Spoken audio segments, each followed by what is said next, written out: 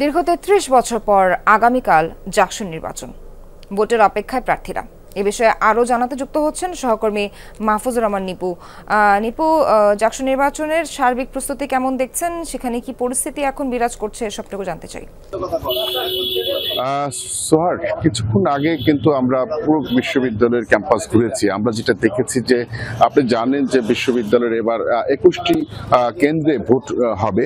সেই 21টি কেন্দ্রের মধ্যে 11টি কেন্দ্র রয়েছে ছেলেদের কেন্দ্র এবং 10টি হচ্ছে মেয়েদের কেন্দ্র। সেই কেন্দ্রগুলো কিন্তু বেশ সাজানোর যে প্রক্রিয়া সেটি কিন্তু শুরু করেছে এর মধ্যে, এবং সেখানে যে ভূত তৈরির যে কার্যক্রম সেটিও কিন্তু চালু রয়েছে।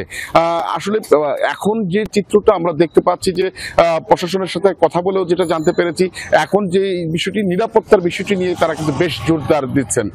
আমরা নির্বাচন কমিশনের সঙ্গে যেটা কথা বলে জানতে পেরেছি, পুলিশ, র্যাব এবং এখানকার যে নিজস্ব আনসার সদস্য রয়েছে তারা ছাড়াও কিন্তু বিশ্ববিদ্যালয় জুড়েই সিসিটিভি ক্যামেরার আওতায় আনা হয়েছে, এবং এই সাদা পোশাকেও নিরাপত্তা দায়িত্বে থাকা কর্মীরা তারা দায়িত্ব পালন করবেন। তো সবকিছু মিলিয়ে এখন নিরাপত্তার দিকটাই কিন্তু বেশি জোর দিচ্ছেন কমিশনের আরেকটি বিষয় জানিয়েছেন, আজকে বিকেল 5টার মধ্যেই কিন্তু যে 21টি হল রয়েছে সেই 21টি হলের যেখানে ভোট প্রদান করবেন সেই ভূতগুলো কিন্তু তৈরি সম্পন্ন করবেন, এমনটি আমাদেরকে জানিয়েছেন।